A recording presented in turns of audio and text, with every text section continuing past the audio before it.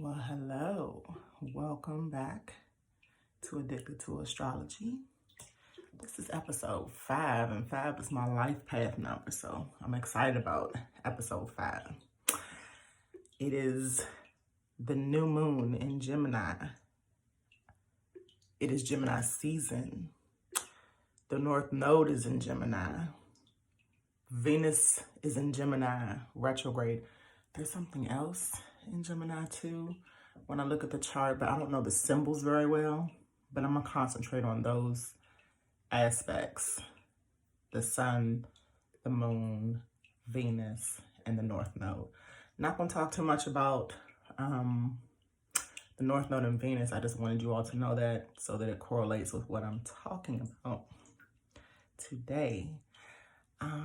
Those of you who have planets in Gemini, as well as this opposition sign in Sagittarius, have some big changes coming. My Lilith, which is the shadow sign in astrology, and if you know about Lilith, she was the original wife of Adam in the Bible. Some Bibles have her still in there, some don't.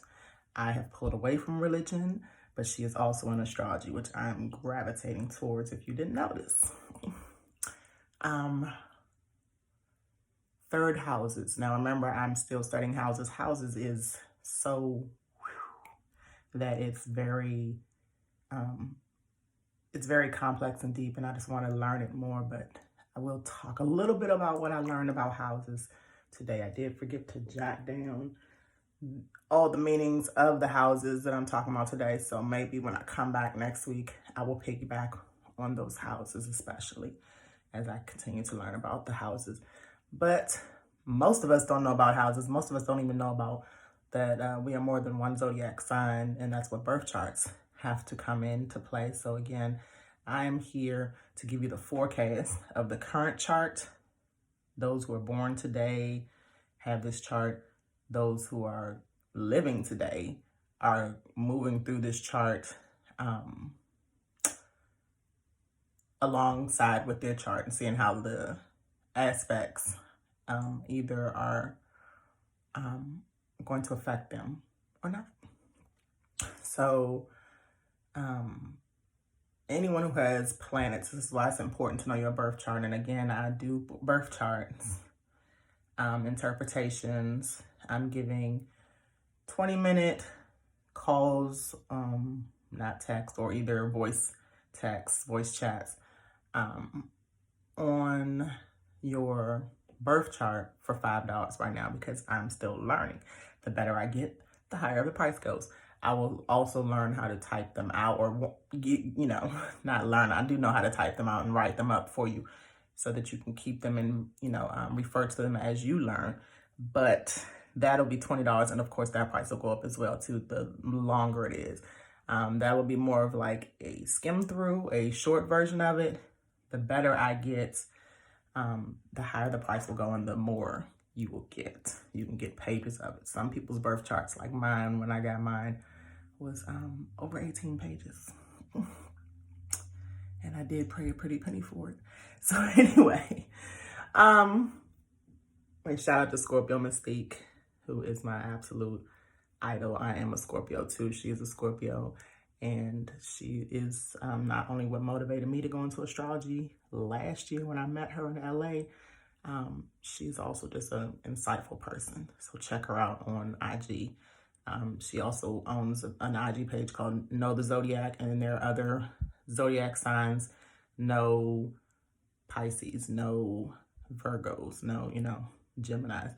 If you look those up, those are her friends that have their own pages, and they all study together, basically.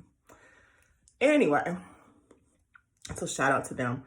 So today, like I said, I am going to piggyback on some stuff I talked about last week, but I'm going to save that for the end because I really want to dig into the new moon in Gemini, as well as Gemini season, the sun conjuncting with the moon. Conjunction means they are aligned closely together. That is why both the moon and the sun are in the sign of Gemini currently. Gemini is the third house. Third house, I know I did take notes on it. So the new thing that I'm trying to do, because this is a new moon, I wish I did my nails. I've been showing these nails on camera too many times this weekend, and I keep forgetting to take the nail polish off. I definitely will do that after I get out the tub. So the new thing I'm doing now is to not only try to study and keep things in my head and not refer to my notes well, and keep my eye contact with y'all, because Gemini is the communication sign. The third house deals with a lot of communication. It also deals with childlike things. And when I discuss about childlike things, I'm not going to go too deep into it because I definitely want to keep this positive. One of the new things I want to do is stay positive always. I don't want to cater to any negative aspects of anything. New means moving out, new levels of life. New moon brings in new things. Not only is it the new moon right now, there is also, and I'm jumping all around, but I'm just trying to remember, so I do need to refer to my notes a little bit so I can stay organized. But there's also an incoming lunar eclipse. Lunar means the moon, and the lunar eclipse will be in the opposition sign of Gemini and Sagittarius, right? So that is coming next in 2 weeks on June the 5th. So it'll still be Gemini season. The moon, however, will be in the opposition sign. And when the moon is full, it's normally in the opposition sign. When it is new, which means it's in the dark stage. Full moons means it's totally 100% visible. New moon means it is not visible, or it is dark, so you can't see it. So if you notice, the last few nights, you cannot see the moon. Every time a new sun, every time we go into a new zodiac season, like we are just moving from Taurus to Gemini, there will be a new moon. There will be a dark moon. It gets full in the opposition sign. So Gemini's opposition sign is Sagittarius. It'll be full in 2 weeks, and it will also be a lunar eclipse. So the difference also in lunar eclipse, because this is not only piggying back a little bit, I've been talking about retrogrades a lot. Retrogrades bring in change and rethinking things and reevaluating. Eclipses bring in new things, highly high level, highly enlightened. What am I trying to say? It definitely affects you more than a regular new moon or a regular full moon would. Okay, so where I was saying that there is a full moon coming, our previous full moon, because our previous zodiac season we were in was Taurus, was the Scorpio moon. And remember, the full moon in Scorpio highly affected everybody. Scorpio is the sign of transformation. Sagittarius is the sign of philosophy. And when you think about this, the opposition signs have plenty of similarities.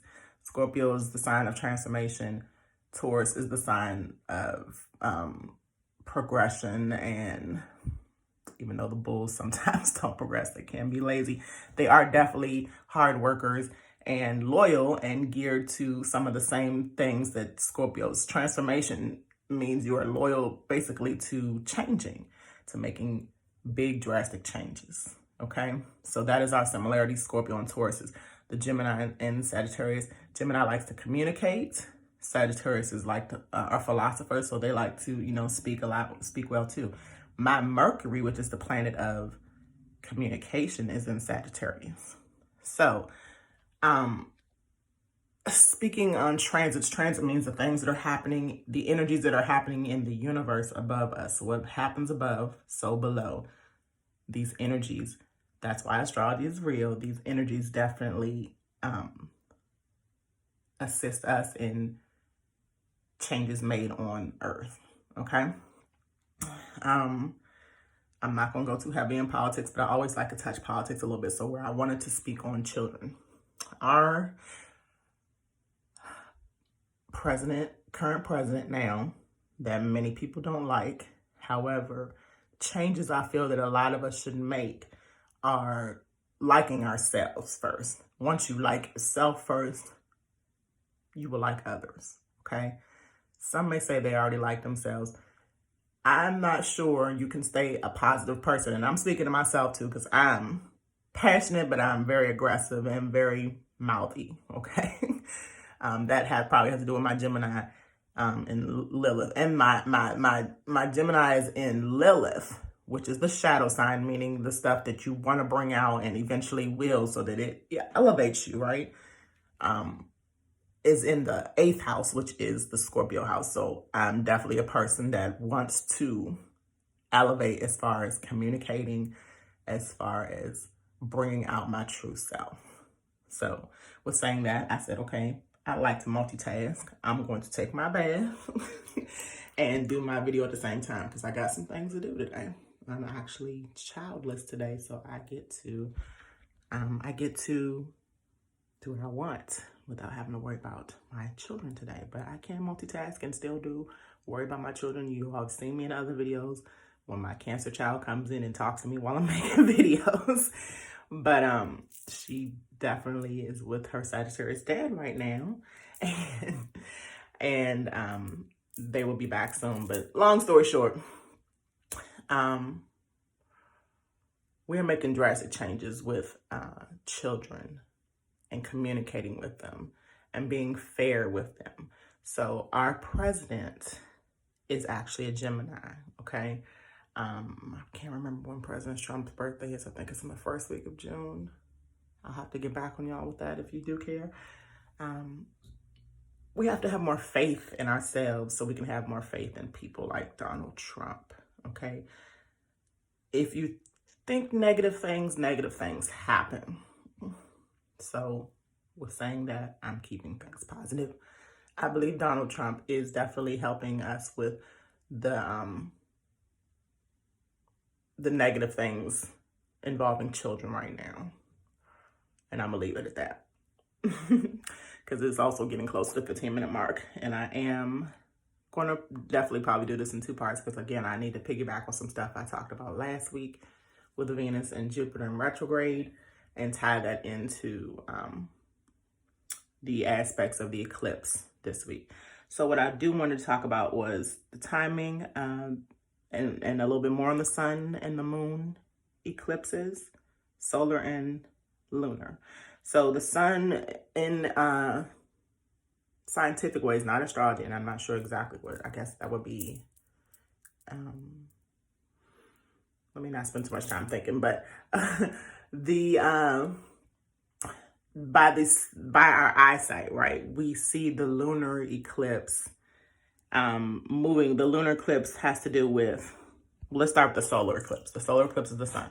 The solar eclipse has to do with the moon passing between the sun and the earth. So that's what we can actually see with our eyes. I know since I was in elementary school, we used to go outside on days in science class and check out the solar eclipse. So it's when the moon passes between the sun and the earth, and the moon is fully or partially blocks out the sun as seen from the earth. So we go outside and you can either fully or partially not see the sun, right? That's the solar eclipse. The lunar eclipse is when the moon passes behind the earth, so it becomes a shadow itself, if that makes sense. That's for the naked eye, right? For astrology, that simply means what I was saying, the new moon and the full moon have a greater effect on our energies on Earth. So this would include new developments, like a lot of things that are coming out right now in censored news. Let's keep it real. And they will come to light, they will be exposed, but positively. Everything that I'm talking about, I'm keeping it positive. I'm not going to give you the negative because we're not going to think the negative. More negative energy on Earth, more negative things happen. Positive energy always. And you can't just say it. You got to take action on it. I wanted to talk about Mars retrograde, which is not coming as soon as I thought it was. I believe now I looked at the dates again. It's in the later part of the summer. But Mars is that action-taking planet. So we will learn lessons and relearn them, which is retrograde, meaning we will learn lessons over and over again until we get them. And that's the Mars retrograde coming. So I'm bouncing back and forth. I'm coming up on the 15-minute mark. I will be back for part 2 very soon. Thank you for joining. Can y'all tell I'm in the tub? We're in part 2 and my hair is frizzing up. Remember, I say this every week when I talk about Venus in retrograde. Venus in retrograde has to do with your self-love, loving. Everything is starting with in retrograde as well. So I had to love and pay attention to and care about myself enough to change my hair up in all these videos so I can feel better about myself. And I love my afros, but I like these little childlike ponytails that I'm giving today, and my little side bang that's frizzing up, but I still love it. And I have no makeup on because I'm sitting in a tub.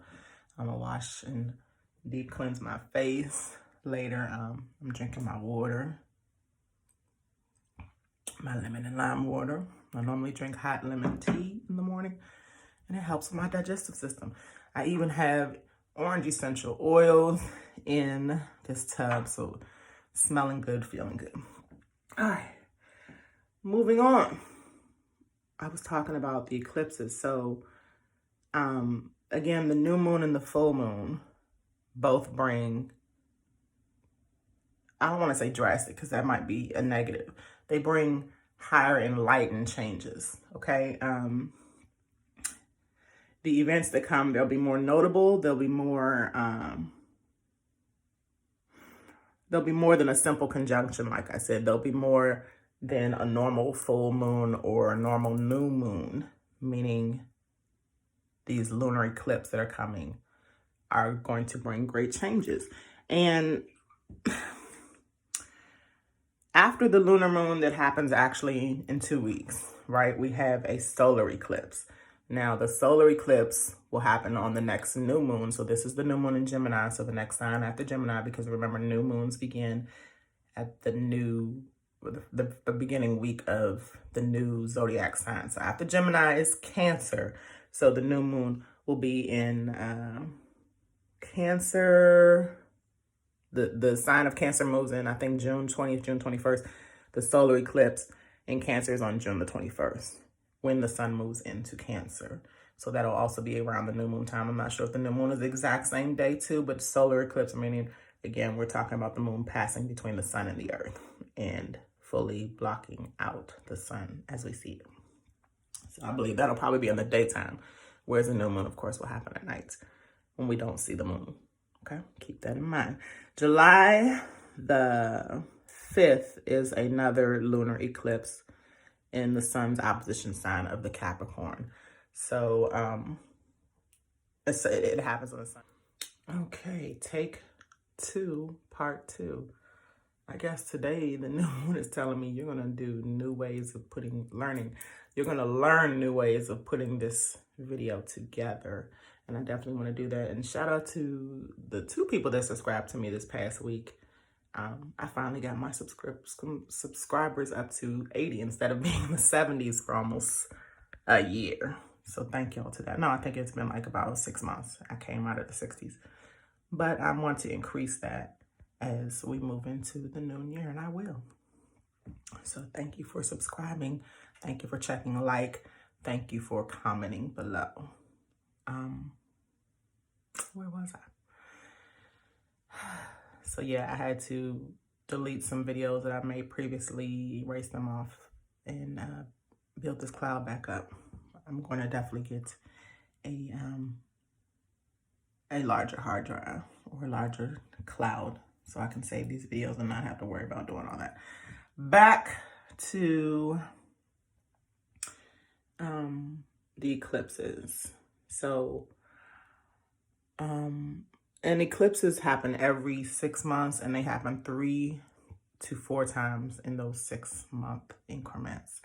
So there's eclipses pretty much all the time. Of course, there's 12 new moons and 12 full moons because they all go through the zodiac signs when they're in opposition. So again, the opposition means your sign that has similarities to you, but also they are opposite. Opposites supposedly attract. Most of the time they do. Sometimes they don't because of the differences, right?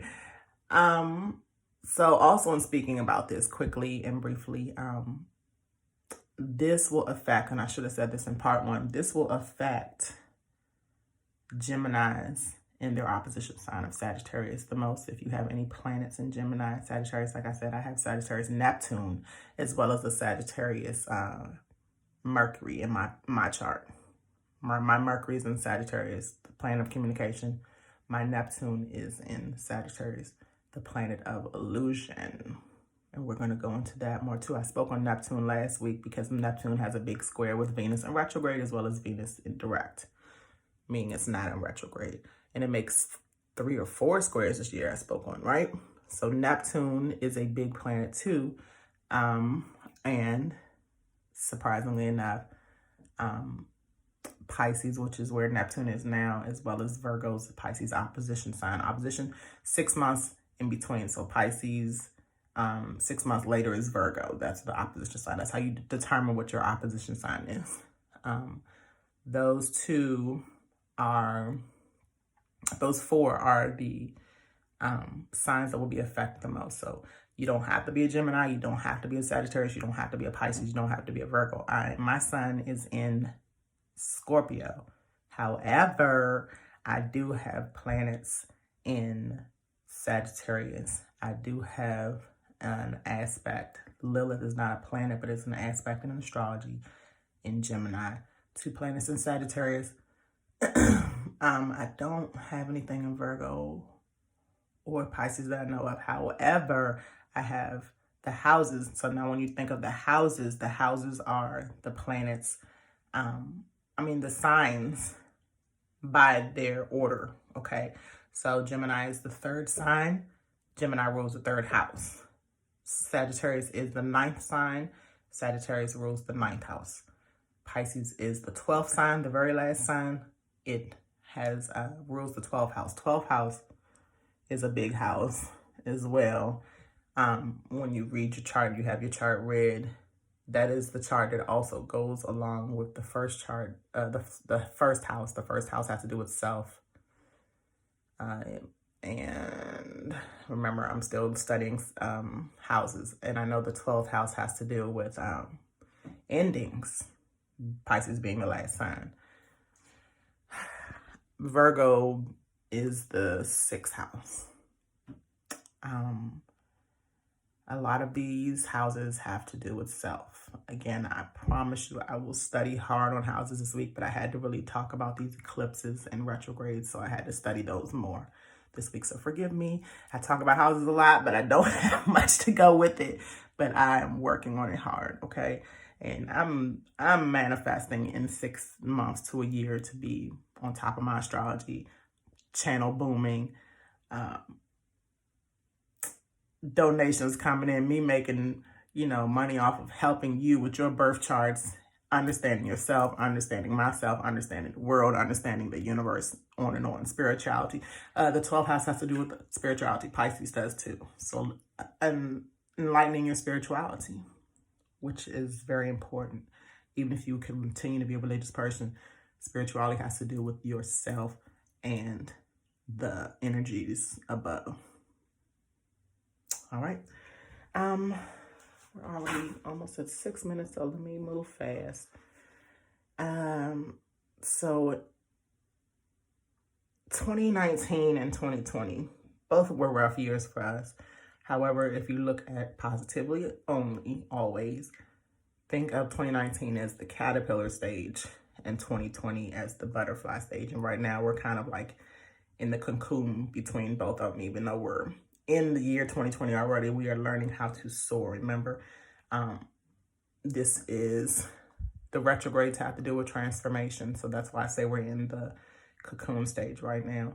And the eclipse season has to do with all taking off with new things, new ideas, new beliefs, new levels. So briefly speaking on my previous videos with talking about Gemini and the North Node, remember I said that has a lot to do with being innovative, pulling away from negative thoughts, old energies. Old is wonderful to remember.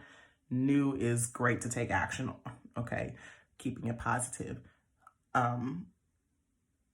I believe, speaking a little negatively, that some of the things that are happening with this virus currently has to do with getting rid of older people, and we love older people, not saying that they need to die.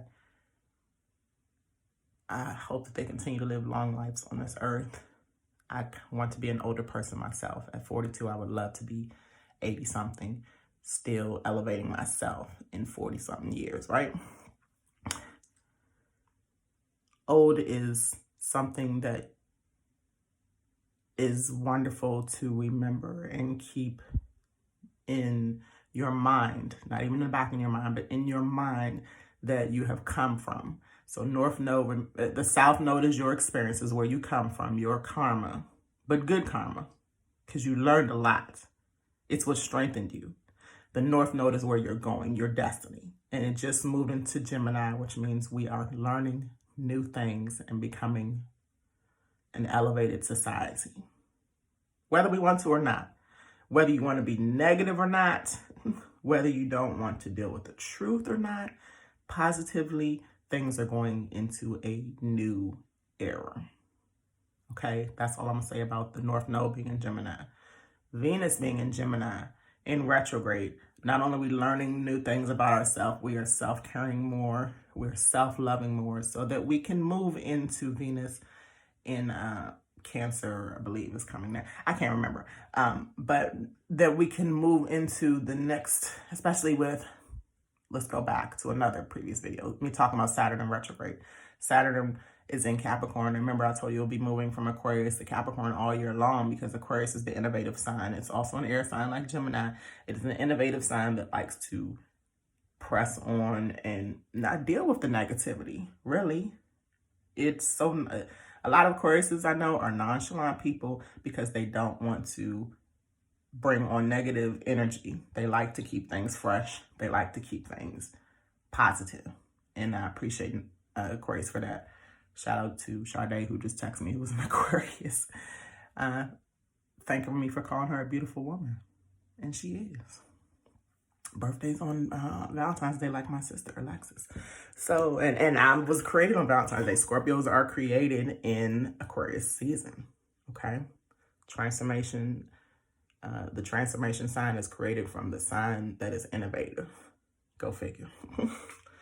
So just in saying that, all the things that are aligning above are aligning below.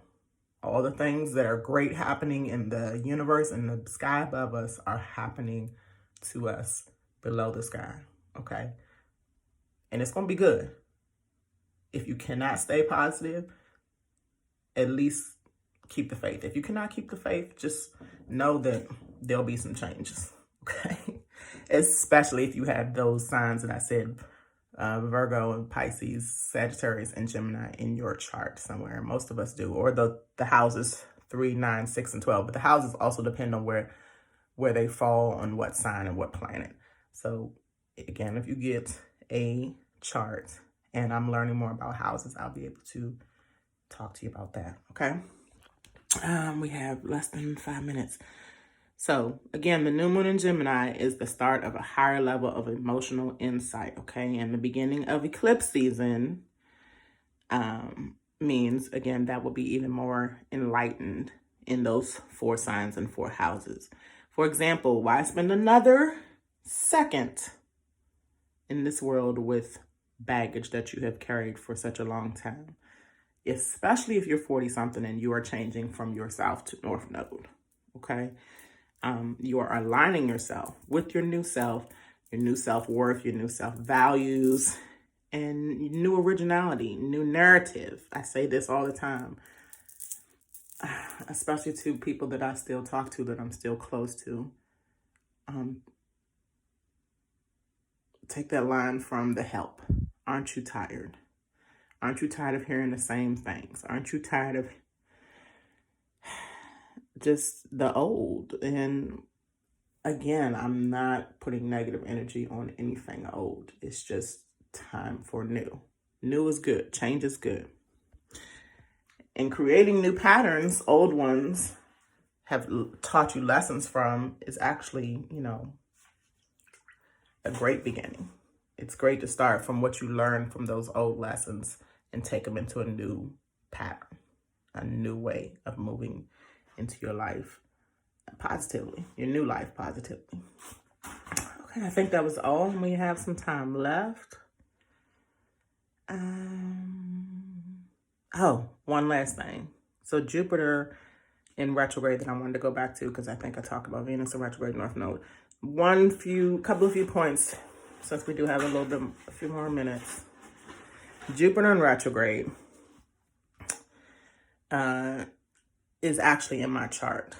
I wanted to speak on that. I noticed that when I looked at my chart, Jupiter was in retrograde when I was born. My Jupiter is in Cancer, the nurturing sign of Cancer. The opposition is in Capricorn, which is the dead sign, the life lesson sign, right? So me thinking of that, as well as the 9th and 12th house, Capricorn is the 12th. No. Capricorn is the 10th house, and Cancer is the 4th. Yes. I will have the ability to create the luck that I want. Most people, especially, that's what I'm saying, especially if you have 9th and 12th houses, you'll be able to create. That's what I said. It depends on where these houses fit on your chart. You will determine your luck. Jupiter is the planet of luck and the planet of expansion. You will determine your luck. So there are major shifts on how we do everything during this retrograde season. And the stay at work and the stay at home, work at home and stay at home pushes us into these new levels of life. So use that energy, especially even approaching arguments that you might be having in your house with a different perspective, especially masculine energies. Again, I don't know if I talked about this last week, but I'm trying to approach my father in a different way, who's a Pisces. I'm trying to approach my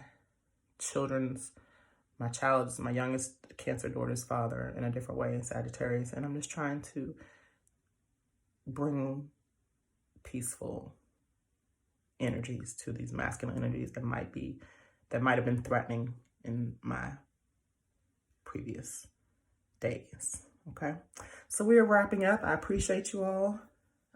Thank you for coming again to episode 5 in astrology. One day I'm gonna talk about life path numbers too. 5 is one life path number that actually goes with all the life path numbers except 2 out of 1 to 9. I think 11 is included too. Studying that as well. Y'all have a wonderful week. Shout out and happy birthday to all Geminis. Talk to y'all soon.